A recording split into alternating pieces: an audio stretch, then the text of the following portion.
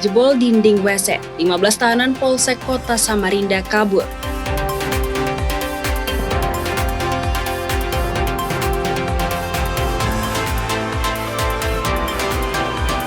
Semarak Kemah Bakti Karang Taruna ke-36 Sekalsel.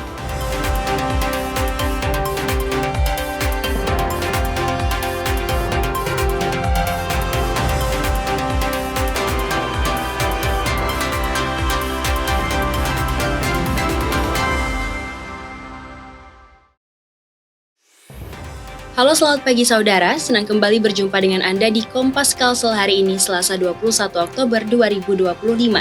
Selain 3 sorotan utama tadi, kami juga memiliki beragam sajian informasi menarik lainnya. Bersama saya Aulia Tasya, selama 30 menit akan menemani pagi hari Anda. Hanya di Kompas TV, independen, terpercaya.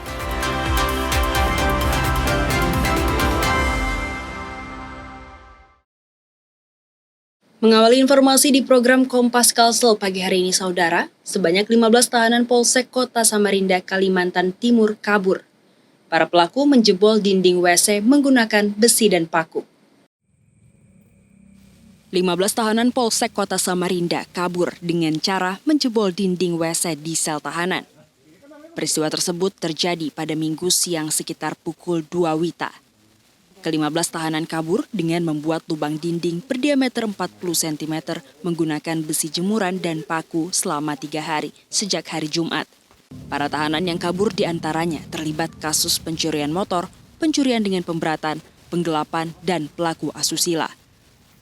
Hingga Senin pagi 10 tahanan kabur sudah tertangkap kembali, sementara 5 lainnya masih diburu polisi. Hingga jam 07.00 tadi, udah kita amankan sebanyak kurang lebih 10 orang tahanan yang kabur. Jadi masih ada kurang 5 orang lagi, ini anggota masih terus bergerak di lapangan untuk memastikan untuk bisa kita amankan yang 5 orang ini lagi.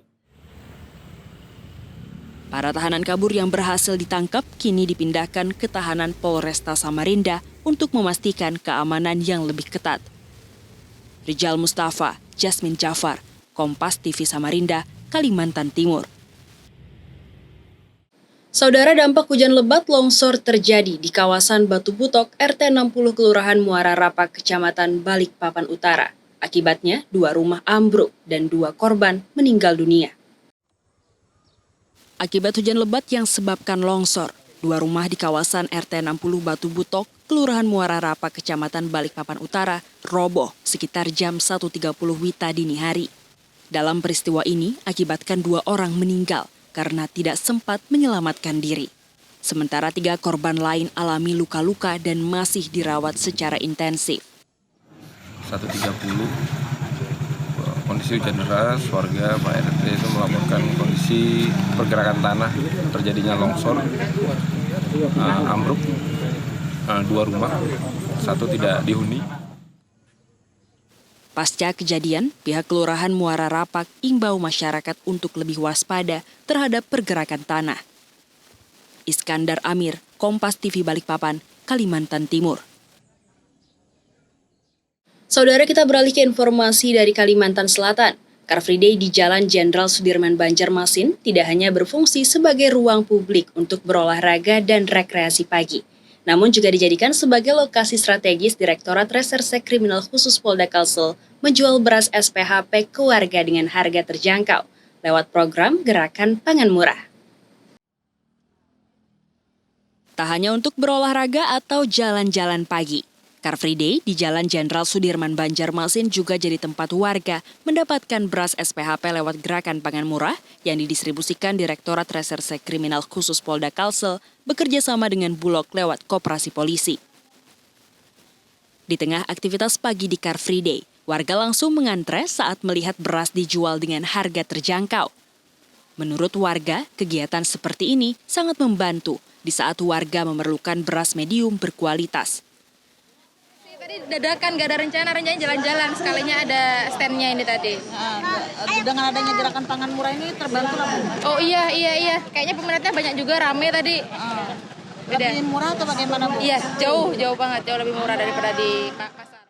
Hingga Oktober 2025, program Gerakan Pangan Murah atau GPM Polda Kalsel sudah berlangsung di berbagai titik, sebagai strategi pengendalian inflasi pangan dengan harapan menekan harga kebutuhan pokok.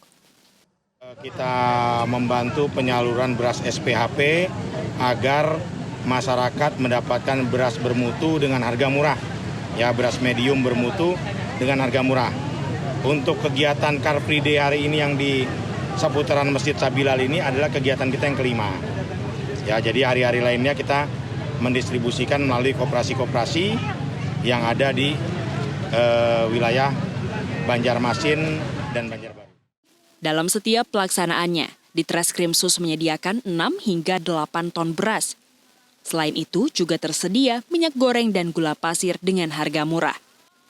Melalui gerakan pangan murah, Ditreskrimsus Polda Kalsel ingin menunjukkan bahwa Polri tak sekadar bergerak di bidang penegakan hukum, tapi juga berkontribusi langsung dalam upaya menjaga stabilitas pangan dan mendukung ketahanan ekonomi masyarakat. Arpawi, Kompas TV Banjarmasin, Kalimantan Selatan.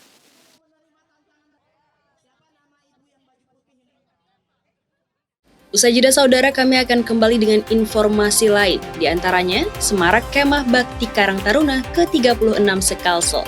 Selengkapnya akan kami hadirkan usai jeda berikut.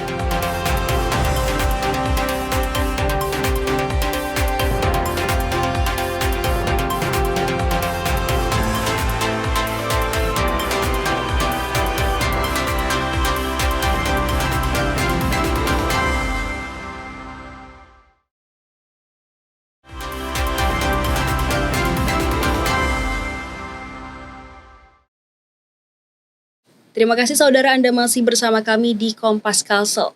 Untuk pertama kalinya dalam 36 tahun penyelenggaraan Kemah Karya Bakti Wisata Karang Taruna digelar di Kota Banjarmasin.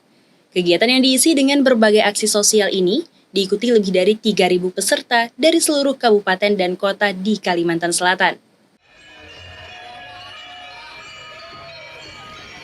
Untuk pertama kalinya dalam 36 tahun penyelenggaraan, Banjarmasin terpilih menjadi tuan rumah Kemah Karya Bakti Karang Taruna se-Kalimantan Selatan.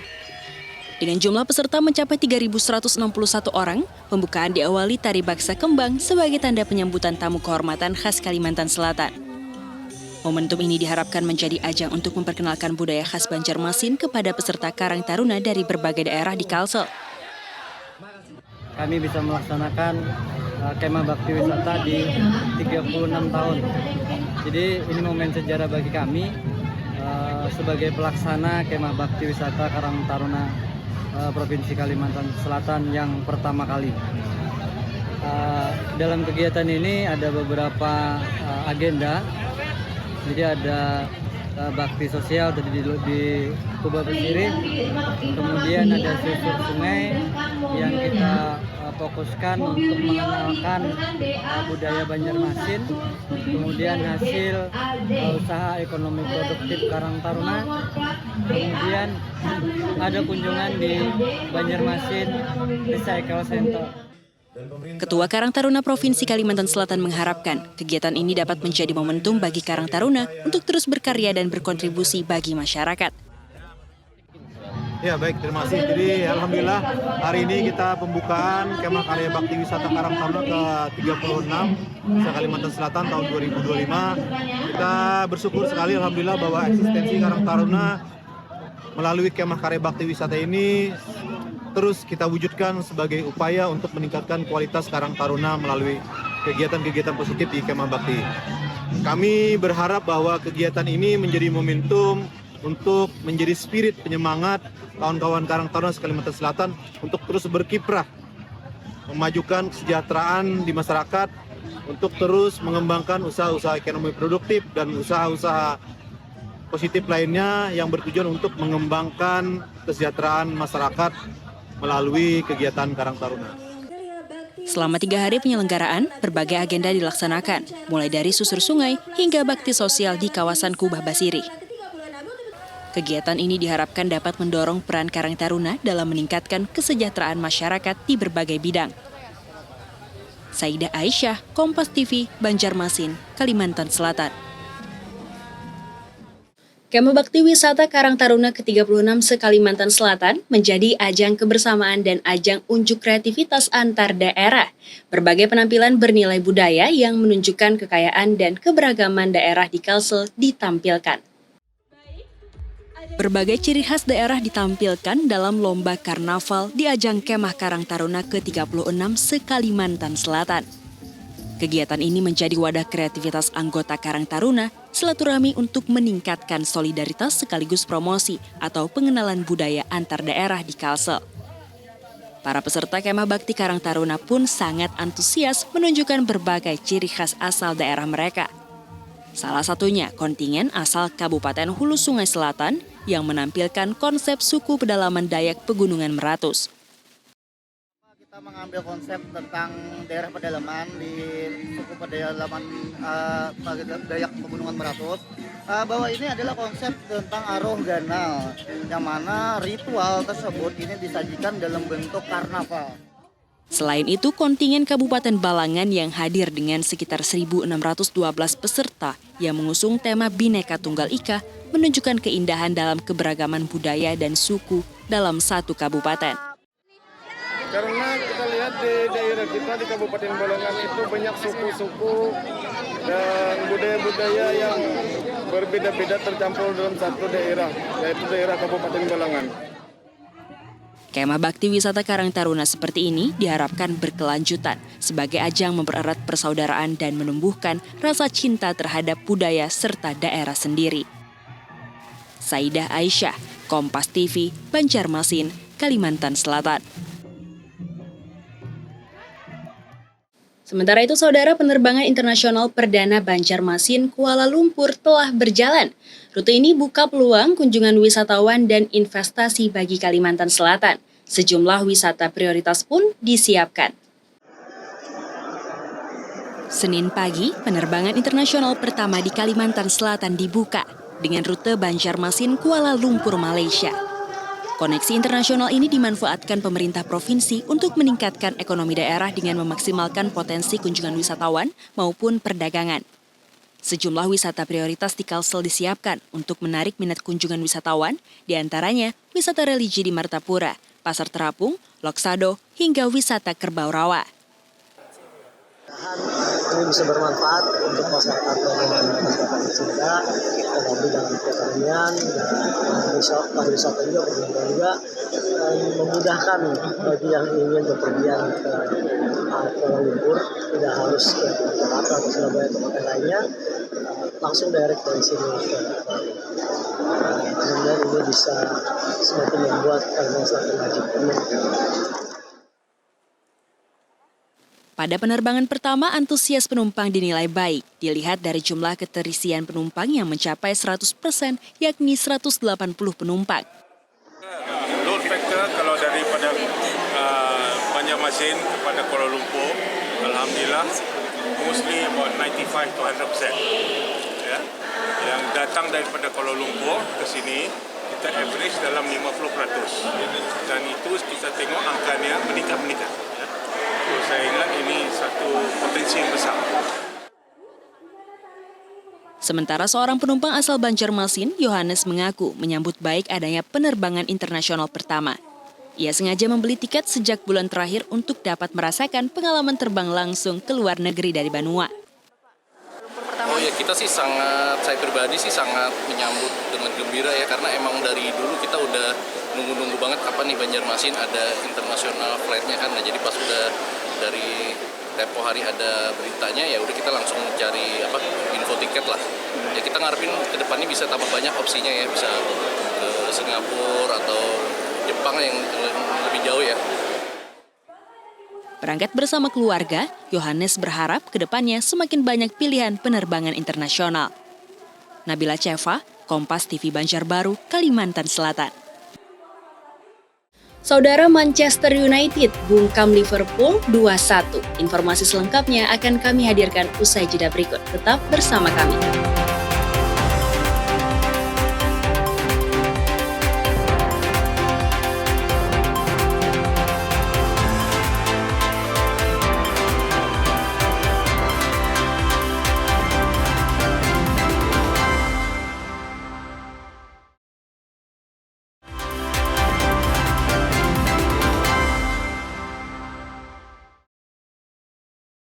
Program Padu Serasi yang diinisiasi Pengadilan Negeri Marabahan hadir memberikan kemudahan hukum bagi masyarakat di Kabupaten Barito Kuala. Melalui sidang lapangan dan layanan terpadu, warga tak perlu lagi mengurus balik nama sertifikat ke pengadilan, cukup di desa.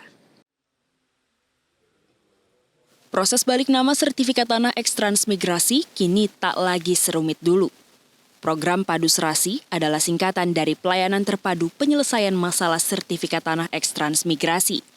Hadirnya program ini ditujukan untuk menyederhanakan prosedur hukum yang selama ini dinilai lamban dan mahal. Inovasi ini bahkan hasil dari kerjasama 3 lembaga yang tergabung dalam Satuan Tugas Padu Serasi, yakni Pengadilan Negeri Marabahan, Pemerintah Kabupaten Barito Kuala, dan Kantor Pertanahan Barito Kuala. Dulunya warga harus menempuh proses sidang perdata reguler yang bisa memakan waktu berbulan-bulan. Sekarang, prosesnya bisa selesai dalam 2 bulan saja. Desa Dandajaya di Kecamatan Rantau Badau menjadi salah satu lokasi yang telah 3 kali mendapatkan program Padu Serasi. Manfaat Padu Serasi untuk masyarakat desa Dandajaya, alhamdulillah kami terima kasih. Karena selama ini begitu mudahnya, karena sidangnya di desa itu sendiri. Dalam setiap perkara, tim majelis hakim melakukan pemeriksaan setempat dengan mencocokkan dokumen kepada objek tanah secara langsung di lapangan, berdasarkan batas dan keberadaan tanah untuk memberikan putusan untuk balik nama. Koordinator program Padu Serasi Abizaki Azizi bilang, inovasi Padu Serasi ini mampu memangkas biaya dan waktu penyelesaian sengketa tanah dari yang biasanya bisa 5 bulan menjadi hanya 55 hari. Peradilan cepat, sederhana, dan biaya ringan, di mana program Padu Serasi ini menyelesaikan perkara perdata yang seharusnya dapat diselesaikan 3 bahkan sampai 5 bulan, kita selesaikan hanya dengan waktu 55 hari. Program Padu Serasi merupakan inovasi penting dalam pelayanan hukum di Kabupaten Barito Kuala. Terlebih, masyarakat tidak perlu lagi datang ke pengadilan karena seluruh proses sidang dan penyelesaian dilaksanakan di desa. Hingga Oktober 2025, sidang Padu Serasi telah dilaksanakan di 2 desa, yaitu Desa Dandajaya, Kecamatan Rantau Badau, dan Desa Karangdukuh, Kecamatan Belawang. Lebih dari 45 perkara balik nama sudah diputus dan disahkan secara hukum. Program Padu Serasi ini merupakan MOU atau kerjasama yang ditandatangani pada bulan November tahun 2023 dan berlaku sampai dengan tahun 2026. Program Padu Serasi tak hanya dipandang sebagai penyelesaian masalah sertifikat, namun juga sebagai bukti bahwa hukum bisa hadir lebih dekat dan bermanfaat bagi masyarakat kecil dengan target jangkauan penerima manfaat secara luas ke desa-desa di Kabupaten Barito Kuala. Arpawi, Kompas TV, Kabupaten Barito Kuala, Kalimantan Selatan. Saudara, sebanyak 787 atlet Kabupaten Banjar resmi diberangkatkan untuk mengikuti ajang Porprov dan Peparprov Kalsel 2025 di Kabupaten Tanah Laut. Dari jumlah tersebut, 95 diantaranya adalah atlet difabel, termasuk Nurika yang siap mengharumkan nama daerah di panggung olahraga provinsi. Pelepasan kontingen Porprov dan Peparprov Kabupaten Banjar diisi dengan suasana penuh semangat. Satu persatu atlet dari berbagai cabang olahraga dilepas secara resmi oleh pemerintah daerah, termasuk 95 atlet difabel yang akan berlaga di ajang Peparprov. Nurika, salah satu dari mereka, hadir dengan menggunakan tongkat penyangga, namun tegar dan siap berjuang di atas arena. Tekadnya jelas, meraih emas lewat cabang olahraga balap kursi roda dan mengubah cara pandang masyarakat terhadap difabel, termasuk sebagai upaya membanggakan orang tuanya dengan kondisi keterbatasan fisik. Biar bisa semangat, bisa mengangkatkan derajat mama abah dengan kondisi seperti ini, supaya tidak direndahkan dan tidak dipandang sebelah mata dan bisa sukses di atlet disabilitas ini. Targetnya apa nih? Kalaunya untuk ulun sih targetnya emas sih. Dukungan penuh datang dari pemerintah daerah yang berharap keikutsertaan para atlet termasuk difabel dapat memberikan hasil terbaik untuk Kabupaten Banjar. Pemerintah daerah Kabupaten Banjar, Pak Wakil Bupati memimpin pelepasan. Pertama kami atas nama pemerintah daerah apa yang disampaikan Pak Wakil Bupati tadi, ya mudah-mudahan atlet Kabupaten Banjar bisa memberikan prestasi yang terbaik untuk Kabupaten Banjar. Optimisme juga ditegaskan KONI Kabupaten Banjar yang menargetkan masuk 5 besar dalam perolehan medali, baik di Porprov maupun Peparprov. Ketua KONI Muhammad Rofiki bahkan menyiapkan bonus pribadi bagi atlet berprestasi, termasuk dorongan agar Pemda memberikan apresiasi tambahan. Kita target 5 besar lah ya, karena kemarin kita termasuk peringkat yang di bawah. Saya berharap hari ini, di Porprov ini kita bisa masuk 5 besar. Tapi kalau melihat kedalaman atlet segala macam, mudah-mudahan bisa di 3 besar. Dan bonus juga tadi kita lihat mudah-mudahan juga oleh pemerintah daerah akan ditambah. Saya pribadi pun akan menambah bonus terhadap atlet yang mendapat prestasi. Kontingen Porprov dan Peparprov Kabupaten Banjar dilepas secara resmi Wakil Bupati Banjar Said Idrus Al-Hafsyi. Dari 787 atlet ini, diantaranya 692 dari kontingen Porprov yang dijadwalkan berlangsung pada 24 Oktober hingga 14 November 2025. Sementara 95 atlet dari Peparprov dijadwalkan pada 20 hingga 26 November mendatang. Arpawi, Kompas TV, Kabupaten Banjar, Kalimantan Selatan. Terima kasih saudara, Anda masih bersama kami di Kompas Kalsel. Kita beralih ke informasi olahraga. Manchester United membungkam juara bertahan Liga Inggris Liverpool 2-1. Harry Maguire jadi pahlawan kemenangan setan merah yang main tandang. Liverpool menjamu Saudara, rangkaian informasi tadi sekaligus mengakhiri perjumpaan kita di Kompas Kalsel hari ini. Saya Aulia Tasya beserta kru yang bertugas mengucapkan terima kasih atas kebersamaan Anda. Selalu saksikan beragam sajian informasi terkini dan teraktual lainnya hanya di Kompas TV, independen, terpercaya. Sampai jumpa.